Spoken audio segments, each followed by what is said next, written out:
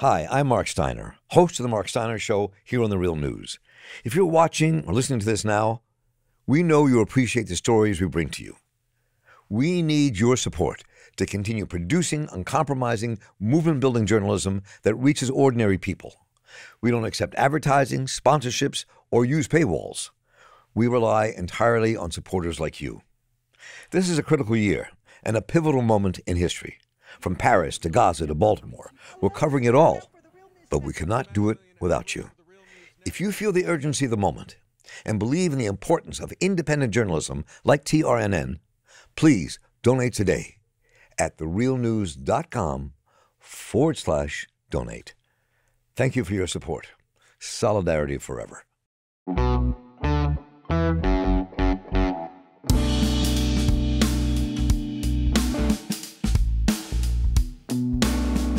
Welcome to the Marc Steiner Show here in The Real News. I'm Marc Steiner. It's great to have you all with us. And we continue looking at what came out of the movie Where Olive Trees Weep. Today we're going to talk with Abbas Milhem, who is the Palestinian Farmers Union Executive Director. He's been so since 2014. We'll talk a bit about what that means and more about that and what's going on in West Bank and Gaza with him today. And Abbas, welcome. Good to have you with us. Thank you, Mark, for having me. Good afternoon for everybody. I've been looking forward to this. Good morning, maybe. It's almost good afternoon in our language. Yeah. Well, for you, it's good evening, right? And in our side, good evening. Good after evening, even. So it's almost hard to figure out where to begin. But let me take a step back before we jump into what's happening at this moment and what has happened over the last 40 years to the West Bank, to Palestinian land. But talk a bit about the Palestinian Farmers Union. For 17 years, you've been doing this work, and you're a farmer. Yes. So talk about that history a little bit, so our listeners can understand who you are and where you come from. Yes, thank you, Mark. Palestinian Farmers Union is the umbrella of Palestinian farmers, and that union was established since 1993. Actually, few months before the Oslo Agreement, peace agreement, was signed between Israelis and the Palestinians at that time in 1994. And from the time of establishment, this union was dedicated first to act as the voice of farmers, and we call them the vulnerable farmers, the small-scale farmers in Palestine, acting as the umbrella of them, defending their rights, representing their voices, and trying to provide all the resources needed in order to enhance their agriculture and support the food security of all farmers across West Bank and Gaza Strip. To do so, in terms of structure, Palestinian Farmers Union started by organizing farmers on district level first, where in each district, like, for example, Jenin district, Tulkarem district, Nablus district, Ramallah district, Jericho, Gaza district, and so on, in each district, the Palestinian Farmers Union established Palestinian Farmers Association of each district. For example, in Jenin, we have Palestinian Farmers Association of Jenin Governorate or Jenin districts. And that association act on the district level as the umbrella or as the smaller union of farmers in that district, where the special needs and rights of farmers in that district can be addressed and tackled by the Farmers Association. And this was repeated across all West Bank areas from the north to the south and then expanded to Gaza. So we ended up now as a structure of the union having 16 farmers associations in 16 different districts. So we are a grassrooted union with almost 20 members of farmers joining the union through its Farmers Association. The focus of our work is advocacy and lobby for the rights of farmers. We lobby the government to ensure that the policies, legislations, and laws that regulate the agricultural sector are better responsive for farmers' rights and help our farmers encounter and face the challenges they are living through and going through because of the Israeli army invasions and the Israeli settlers' increased violence against farmers. And these attacks are aiming at emptying the Palestinian farmlands from farmers So these lands can become easy hunt for settlement expansion, annexation, and confiscation. To do so, we try to provide the minimum resilient interventions that enable farmers to stay in their farms. So, given the present situation, I mean, what I've read that you've written and what I understand is that the amount of land the Palestinians own on the West Bank and in Gaza itself, but the West Bank, has diminished extensively. I mean, it exists, but barely. So talk about that. I mean, and how that has diminished, what happened to the land and what's happened to the people on the land. Now, the current situation, Mark, is unprecedented. It's speechless. It has never happened in the history of the Palestinian, what's you call Israeli conflict. From 1967 until 1993, there was a stage. And after 1994, when the Oslo Agreement was signed, is a different stage. And October 7 until now is a totally, completely terrifying and tragic stage. Israel occupying power has shifted from the level of land grabbing, which means, confiscating a small piece of land here and there to establish like a small settlements or settlement outpost between 1967 until 1993. After Palestinians signed the peace agreement with Israel, Israel felt relaxed because the international pressure weakened and almost disappeared. This gave the time for the Israeli government to expand settlement. Number of settlements that was established from the time when Palestinians and Israelis signed the peace agreement in 1994 until October 6, one day before this aggression war against Gaza, has jumped from almost 150,000 settlers to 750,000 settlers.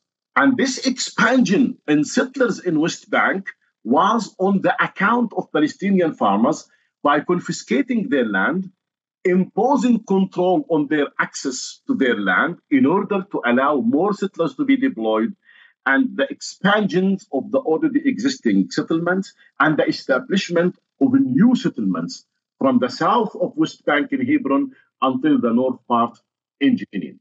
And this, as I said, was on the account of the farmland area that is owned by Palestinian farmers, but now controlled and under the control of the Israeli army for the sake and for the benefit of serving Israeli settlers who were brought up from different parts of the world to this area.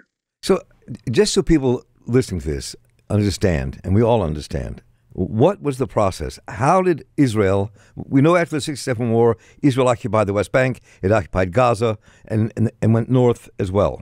But what was the process? I mean, so what was the process that happened? How did Palestinian farmers lose the land? How did they go from, what was the number of the percentage of farms and where they are today?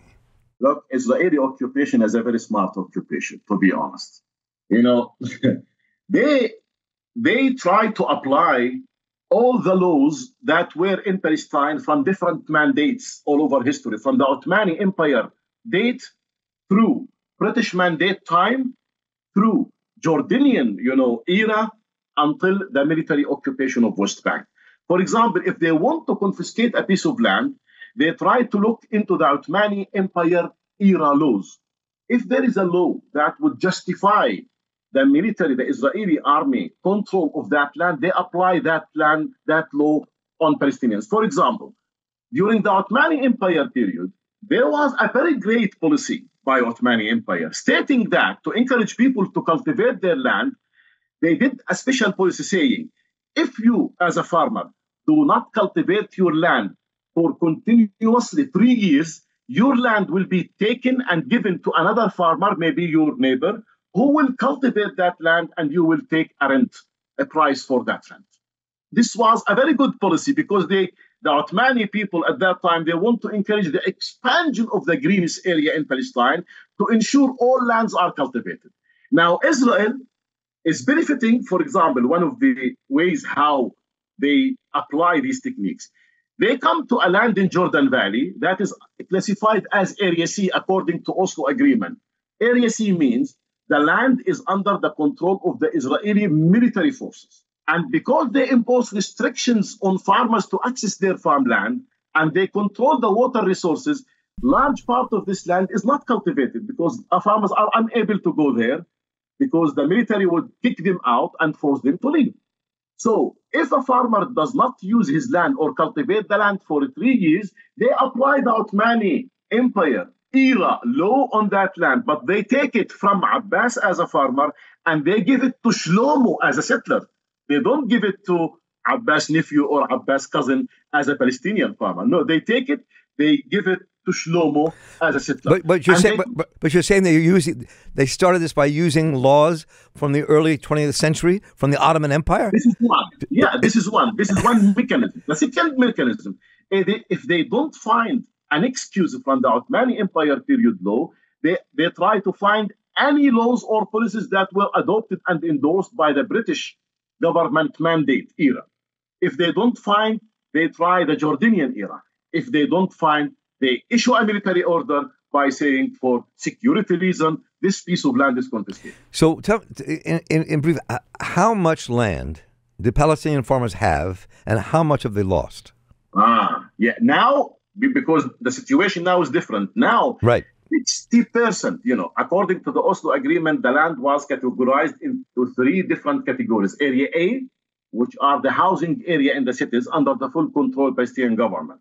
Area B are the housing areas of villages and towns. Area C are the rest part of Palestinian land, which forms 60% of the entire Palestinian land is categorized as Area C and under the control of the Israeli military occupation. In that land, most of settlement have been established and has been expanded and established. Now, Palestinians in Area C almost have no access to almost 85% of these land in Area C. Almost 85% have been under the full control of the Israeli army, who transferred that control to the settler leaders and settlement in the different locations. This is what we have lost due to this military occupation of Palestine. They are a military occupation, and most of the land was confiscated or annexed based on issuing military orders for this land. So now, your family have been farmers for generations, correct? Yeah. Yes. And you said you live around the town of Ramallah. Yes. All right. So what has happened to your land, your olive groves, your trees, your farm? What's happened to you? Yeah, I told you I'm in Ramallah, but I'm not from Ramallah. I work in Ramallah, and because of my work, I've been living here, but I'm going regularly to Jenin area. I'm from a small town in Jenin district called Kufur Rai. I am a farmer who is a son of a farmer who was a son of a farmer. And, for the past 500 years, actually, we're farmers only. And the main agriculture sector in my town are olive trees because we have no water for irrigation, because the control over water resources are in the hand of the Israeli occupation, and we are not allowed to get access to our natural water resources. That's why we depend on the rainfall. Because of that, most of the trees we are planting in our areas with the absence of water are olive trees. I have 3 olive farms in my town, in my village. All of them are located in the so-called Area B. It's supposed to be safe, not risky area, under the control of Palestinian Authority. Since this aggression war against Gaza erupted in October 7 until now, settlers benefited from this emergency situation and expanded their attacks and their violence against Palestinian farmers by attacking most of the lands around, including my farmland, categorized as Area B. And for a year until now, I have been unable to visit or access my farmland. Even the families who tried to go to these lands were beaten by settlers, arrested by settlers, harassed by settlers, and all their agricultural tools and equipments were stolen. So this is the case of my farm, and I am only one example of hundreds of thousands of examples of other farmers in West Bank. So have the Israelis passed new rules or laws that say you cannot go to your farm, that you're not allowed into your farm? Or is this part of settler attacks blocking you from your farm? It's the attacks that are blocking me. It's the settler violence that is blocking me. And those settlers, when they conduct their attacks and their violence against us as farmers, they come with the full protection from the Israeli army, where you can do nothing. And if you even shout or cry or protest, they accuse you of being violent and terrorist. They either shoot you, the Israeli army, or arrest you. So the Israeli army is providing full security, backing up for settlers' attacks, preventing Palestinians from doing anything to resist the presence or to defend their right of ownership of that land. And in many cases and many occasions, the harassment was done jointly by settlers and the army against our farmers and against our land. Now, number of olive trees that have been cut off or burned from October 7 until now, Mark, exceeded 10,000 olive trees so far. The number of trees that were uprooted from the time of occupation in 1967 until now, 2.5 million trees. Again, I repeat, it's 2.5 million trees that have been uprooted, destroyed, cut off, or burned by the army and the settlers from 1967 until now. We as a union, along with other organizations working on supporting farmers to cultivate their land, have succeeded to plant 3 million trees, but 2.5 million of which were, of course, destroyed. And we still have another 500,000 trees, not only olive trees, almond and fruit trees, different types of trees. And the battle is still there. So the message of Palestinian farmers is we are resisting the occupation by cultivating our land. We are resisting your harassment by insisting to cultivate our land because it is a land that we own and a land we inherited from our fathers who inherited from their fathers and their grandfathers, and so on.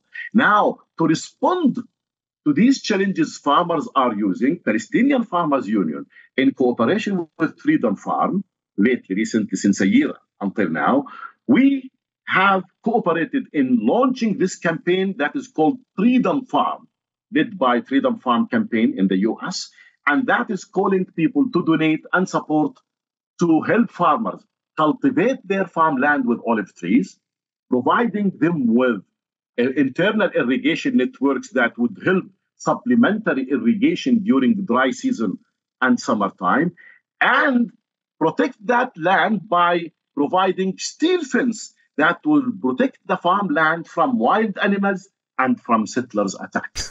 The first, we call it Freedom Farm. The first Freedom Farm that was established in 2018 was Mu'taz Bisharat Farm in Jordan Valley. And he is one of the very unique and special farmers there. He was the first one who cooperated with us to establish a Freedom Farm in an area that had been never accessible in the past 3 decades until now. But because he was insisting, we supported him and established the first farm in that area. And luckily, we succeeded, and we were very proud to see that these trees we planted survived and were not cut off by settlers, although the farm is only 50 meters farm from a nearby settlement in that area called Bru'ay settlement. Despite that, we succeeded to make that farm survival with the steel fence we provided to that farm, which helped minimize the settler attacks against that one. And once this Where Olive Trees Weep movie was launched, and there were many viewers in the world viewing that movie, and I would like to seize the moment from your program and thank all the viewers who watched that Where Olive Trees Weep, and thanks all who worked to produce that movie. These viewers, with the money they contributed, helped us to establish 4 freedom farms, 2 of them for 2 women farmers and 2 for male farmers in Palestine, from the money that came from the viewers who viewed this movie. That's why we're calling upon more viewers to watch that video, and more contributions and funds to come in order to be able to establish as many freedom farms as possible. Because by doing freedom farms, Mark, is very important here to notice that establishing a freedom farm has 2 goals, 2 objectives. The first one, protect that land from being confiscated. As I said in the beginning, the cultivated land is protected almost. And second, we help farmers generate income for their livelihoods. And those are the two main goals of doing that. But to make it difficult for confiscation or for settler violence, we provide the fencing and the internal irrigation network that support and help the trees to naturally growing, and giving fruits faster. So a couple of quick questions about that. I mean, A, how long does it take an olive tree to grow before you can harvest? Yes. How long? Yeah. And without irrigation, it will need 5 years. With irrigation, in the second year of plantation, that tree will start fruiting. So we're buying in almost 2 to 3 years of time to allow that tree to give fruits because of the irrigation system. That's why we insisted with Freedom together, we agreed to allow natural and faster growth of the trees to fruit and generate income for farmers. We provide these Freedom farms with internal irrigation system, and this irrigation system would be only used during dry season and hot summer. So we allow what we call supplementary irrigation, because if the tree gets thirsty because of this climate change in Palestine, water scarcity and climate change, rain water is getting lower and lower. So we need to compensate the tree by irrigating that tree. If you irrigate a tree and perform environmentally friendly farming practices, that tree would fruit in 2 years from the time of plantation. And by doing this, we are really buying in time for farmers. Instead of waiting 5 years, he waits only 2 years. And our system, our Freedom farms, are smart in a way that even farmers do not need to wait 2 years to generate income. Because of the internal irrigation system we provide in these Freedom farms, Mark, farmers can cultivate with what we call in-between farming, like vegetable production, like field crops that generate seasonal income every year. And from this income, farmers can use that income to look after their Freedom farms and to secure some money for their livelihood food security needs. So a couple of questions here. And I know that we've been talking to Cyrus Copeland, who you're talking about, who helped create this in Palestine. But it raises some questions. The first one is, so what is to stop the Israeli government or settlers from tearing down the fences, from destroying the farms that Freedom Farms build to put Palestinian farmers back to work? I mean, because I can see just listening to you and seeing your ebullience, your joy in what the work is in kind of resisting and also being a farmer creating these farms. But what's to stop the Israelis from tearing them down?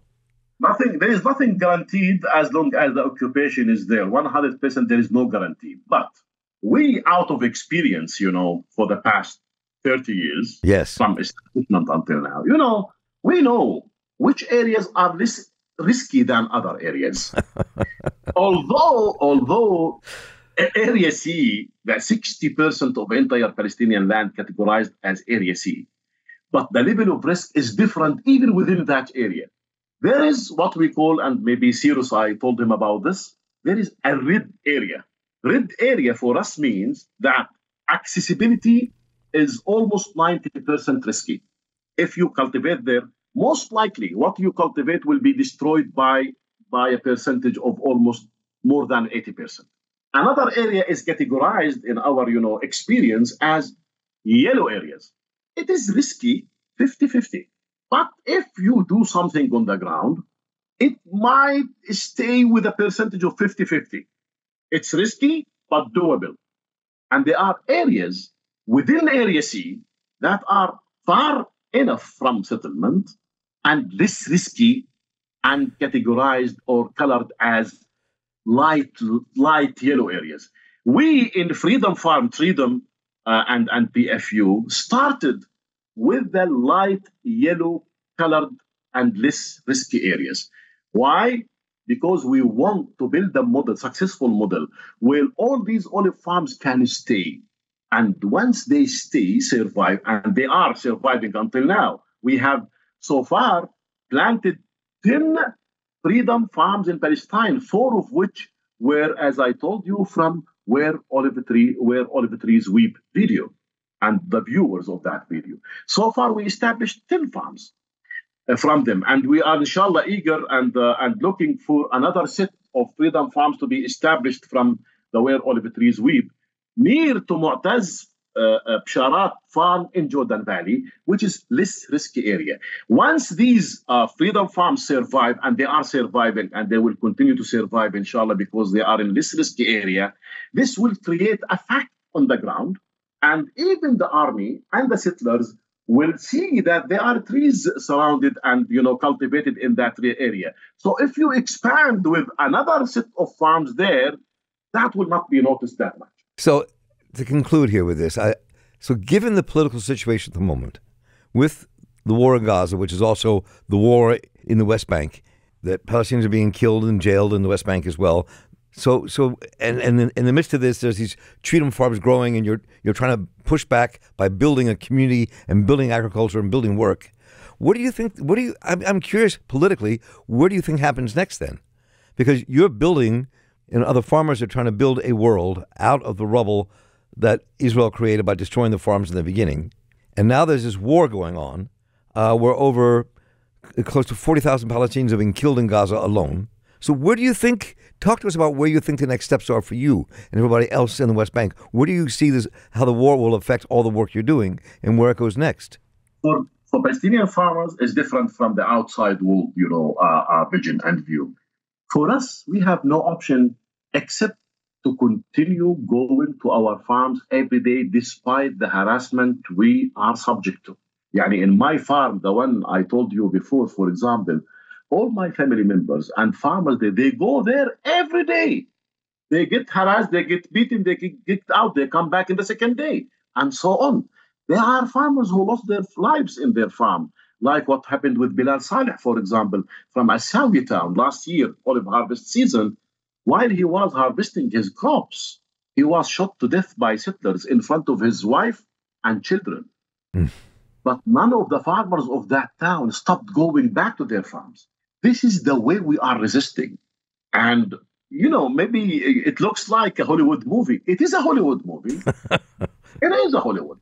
Farmers are going there. And this is, for a farmer, it's like very difficult to lose your olive farm. Yes. Olive farm and olives in general, and the olive tree symbolizes, identity, symbolizes life and the source of life for the largest farming community in Palestine. It is religious. Olive tree is mentioned in the Holy Quran for most of Palestinians, who are Muslims.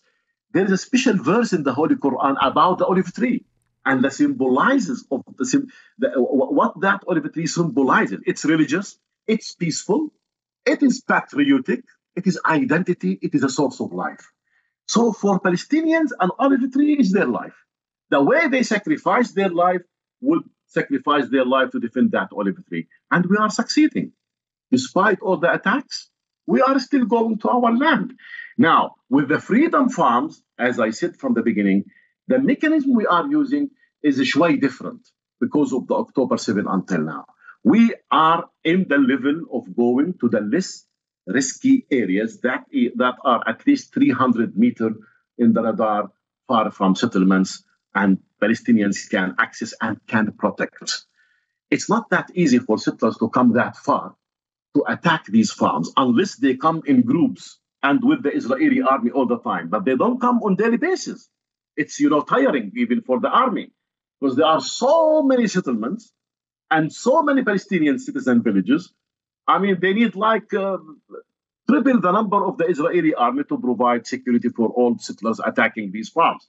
But all communities, local villages and towns are there to protect their land, and they go and they cultivate and they practice their farming. And the slogan we have in the union, we have a vest where you can read that slogan, if you uproot one tree, we will cultivate 10. This is the slogan across Farmers Union and the members across West Bank and Gaza. Now in Gaza, Mark, the situation is different. The entire agriculture sector had been Destroyed. completely, entirely destroyed. All animals, livestock sector in Gaza is 100%, demolished and destroyed, while in vegetable production is 85% destroyed. There are still some, number of greenhouses that are still producing vegetables there. And we purchase this produce from farmers, our farmers in Gaza, and we make like food parcels that are distributed for internally displaced people in Gaza. But of course, the amount of production is very, it's only 15%, and the need there for aid, for food aid in Gaza is at its, maximum. So we're trying to do something, building models here and there, and inshallah, this war will be over one day, hopefully, and we will build back again the agriculture sector in Gaza. And Gaza will be nicer and prettier than before. I want to say one thing as we close here.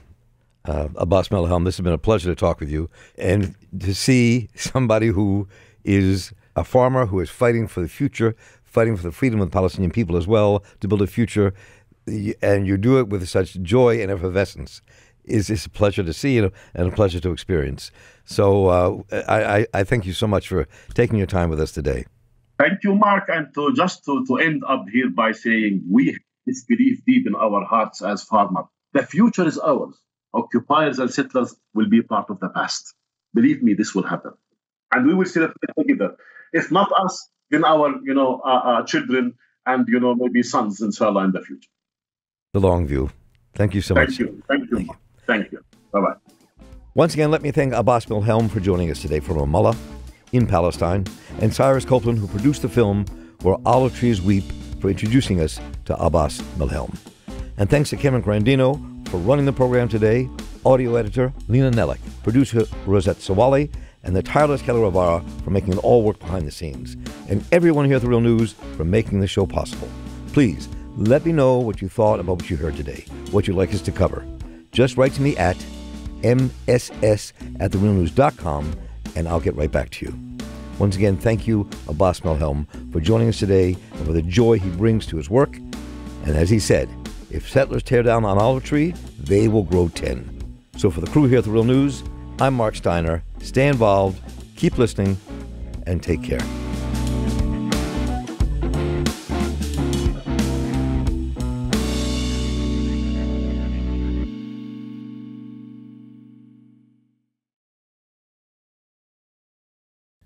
Thank you so much for watching The Real News Network, where we lift up the voices, stories, and struggles that you care about most.